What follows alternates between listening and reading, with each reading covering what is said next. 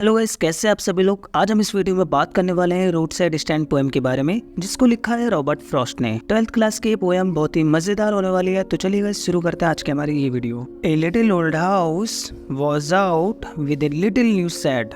छोटा सा पुराना घर बाहर था, जिसके साथ एक छप्पर भी था। यहाँ पे ऐसे चीडी सैड का मतलब होता है छप्पर। In front at the edge of the road where the traffic sped. सड़क के किनारे ठीक सामने, जहाँ से ट्रैफिक बहुत तेजी से निकलता है। यहाँ पे SPED स्पैड का मतलब होता है बहुत ही ज्यादा तेज गति। जब ट्रैफिक वहाँ से तेज गति से निकलता है तो वहाँ पे स्पैड का मतलब तेज गति है। और एज, यहाँ पे एज का मतलब होता है किनारा। A road side stand that too pathetically played.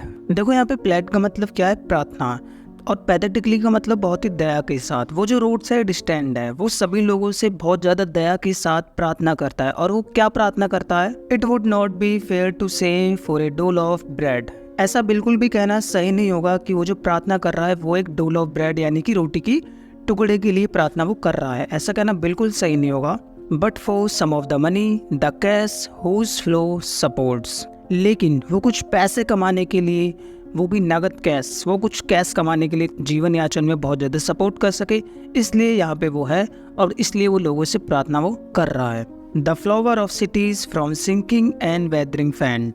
देखो यहाँ पे सिंकिंग और वेदरिंग का मतलब होता है डूबने और लड़खड़ाने। शहर की जो अर्थव्यवस्था है उसको डूबने और लड़खड़ाकर गिरने से बचाने के लिए वहाँ पे जो पोइट है इस चीज़ की वो प्रतिज्ञा करता है, इस चीज़ की वो प्रार्थना कर रहा है वहाँ पे सभी लोगों से। The polish traffic passed with a mind ahead.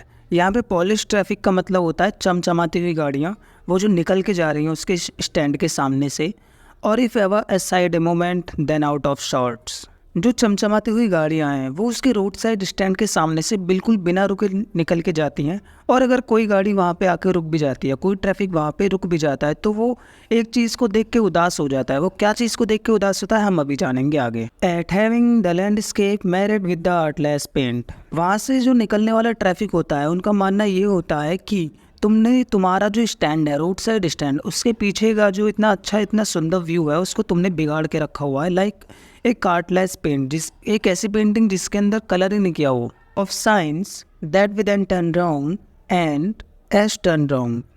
N का साइन जो यानी कि एन यहाँ पे इंडिकेट करता है नॉर्थ साइड को। नॉर्थ साइड का जो साइन है वो भी तुमने गलत बनाया हुआ है, और जो साउथ साइड का साउंड है वो भी तुमने गलत बनाया हुआ है। इस चीज़ को दोनों इंडिकेट करते हैं। जो वहाँ से निकलने वाला ट्रैफिक होता है वो इस चीज़ को कंप्लेन करता है कि तुमने नॉर्थ और साउथ दोनों के जो बोर्ड्स हैं एन और एस वो तुमने गलत बनाए हुए हैं, उनकी साइड तुमने गलत लगा रखी है। Offered for sale wild berries in wooden carts. और सड़क के किनारे से निकलने वाले ट्रैफिक्स को वो क्या बेचता है? वो बेचता है वहाँ पे वाइल्ड बेरीज। वाइल्ड बेरीज बेचता है, किस में बेचता है? वुडन कार्ट्स यानी कि हाथ से बनी हुई लकड़ी की टोकरियाँ, जिसमें वो वाइल्ड बेरीज को बेचता है। और वो क्या बेचता है? और crook necked golden squares with silver walls. और एक क्रुक नेक्ड यानी कि मुड़ी हुई गर्दन के साथ एक सब्जी होती है जिसकी गर्दन मुड़ी हुई होती है और उसके ऊपर सिल्वर कलर के धब्बे से होते हैं, उस वो वाली सब्जी को बेच रहा होता है। और beauty rest in the beautiful mountain scene. उसके साथ में क्या होते हैं? सुंदर सुंदर ब्यूटीफुल माउंटेन सीन, जो उसके शेड यानी कि उसके छप्पर के ठीक पीछे होता है, जो बहुत ही सुंदर नज़ारा होता है। तो guys basically stanza number first में क्या बताया गया है मैं एक बार फिर से ओवरव्यू कर देता हूँ सारा। एक छोटा सा पुराना घर जिसके साथ एक नया छप्पर भी है, वो सड़क के किनारे है।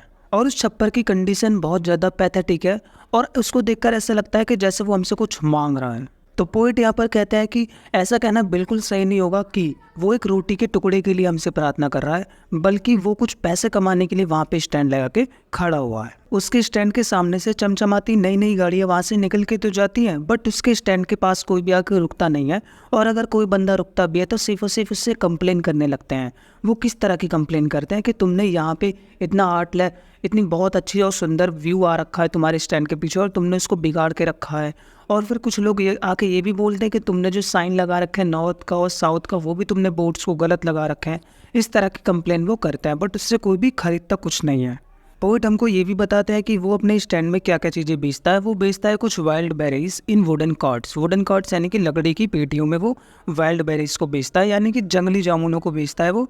और एक फल होता है जिसकी गर्दन मुड़ी हुई होती है और उसके बॉडी के ऊपर कुछ सिल्वर कलर के धब्बे होते हैं।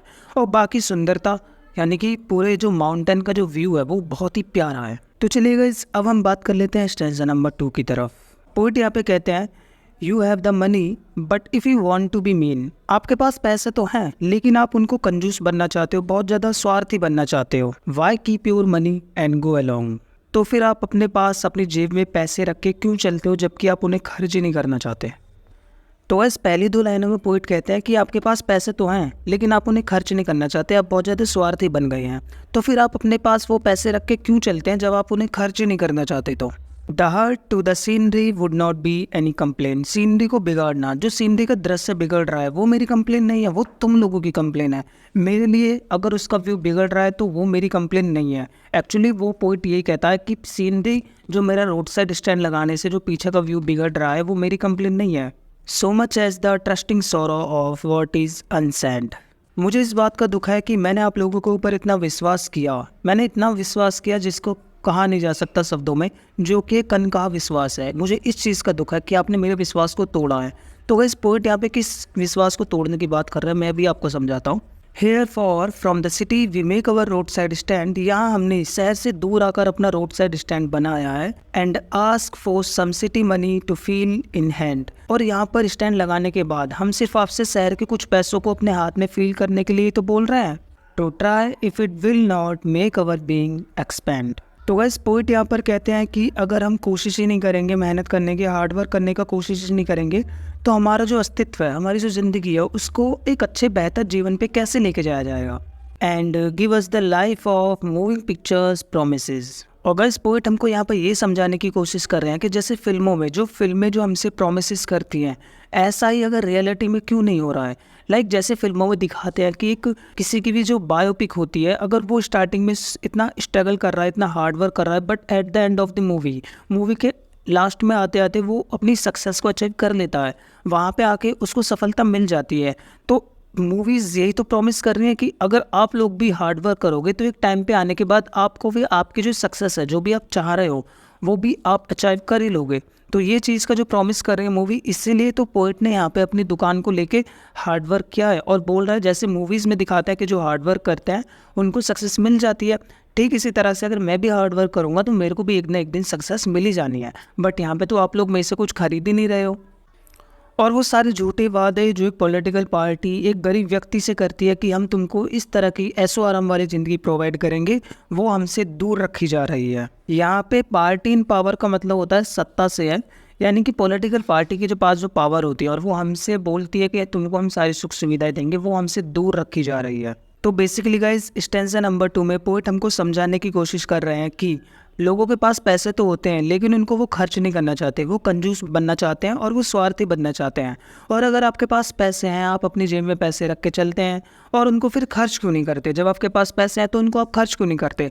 आपका जो पीछे का ओवरव्यू बिगड़ रहा है, पीछे का जो सीन बिगड़ रहा है, जो दृश्य बिगड़ रहा है, उस चीज़ को लेके मेरे को कोई शिकायत नहीं है। मेरी उस चीज़ को लेकर शिकायत है ही नहीं। मेरी जो शिकायत है वो आप लोगों के ऊपर, जो मैंने इतना विश्वास जमाया है, इतना विश्वास दिया है मैंने आप लोगों को, वो चीज़ का विश्वास जो है वो आपने तोड़ा है। मेरी इस चीज़ को लेके शिकायत है कि मैंने आप लोगों के ऊपर विश्वास लगाया है कि अगर मैं यहाँ पे दुकान लगाऊंगा तो आप लोग मेरे पास आएंगे और मेरे से कुछ ना कुछ खरीदेंगे। बट आप लोग मेरे से कुछ नहीं खरीद रहे हैं। मेरा जो विश्वास है वो आपने तोड़ दिया। इस चीज़ को लेके मेरी आप लोगों से शिकायत है। वो शहर के लोगों से ऐसी बातें कह रहे हैं। पॉइंट यहाँ पे कह रहे हैं कि मैंने यहाँ पे जो शहर से दूर आकर के यहाँ पे अपना जो स्टैंड है वो लगाया है। किस लिए लगाया है? सिर्फ और सिर्फ ताकि मैं शहर के कुछ पैसों को अपने हाथ में महसूस कर सकूँ, ताकि जो मूवीज़ होती है वो हमसे जो प्रोमिस कर रही हैं वो चीज़ मैं भी अगर करूँगा तो मैं भी एक टाइम पे आके सक्सेस हो जाना है। और जो हमारी पॉलिटिकल पार्टीज़ होती हैं वो हमारे लाइफ स्टाइल को बहुत ज़्यादा डिफ़िकल्ट ना रखें और हमको बहुत ज़्यादा इजी और आसान ज़िंदगी प्रोवाइड करने की कोशिश करें। बट यहाँ पे ऐसा कुछ भी नहीं होता है। इसी चीज़ को लेके पोएट बहुत ज़्यादा सैड फील करते हैं। तो गाइस, ये था रोड साइड स्टैंड का पार्ट नंबर 1, जिसमें हमने आधी पोएम को कवर किया है। पार्ट नंबर 2 में हम बची हुई आधी पोएम को कवर करेंगे, जिसमें स्टैंजा नंबर 3, 4, 5 होंगे। चलिए गाइस, मिलते हैं आपसे नेक्स्ट वीडियो में। और अगर आप इस चैनल पे नए हैं तो प्लीज़ चैनल को सब्सक्राइब और बेल आइकन को दबा दीजिएगा। मिलते हैं आपसे नेक्स्ट वीडियो में।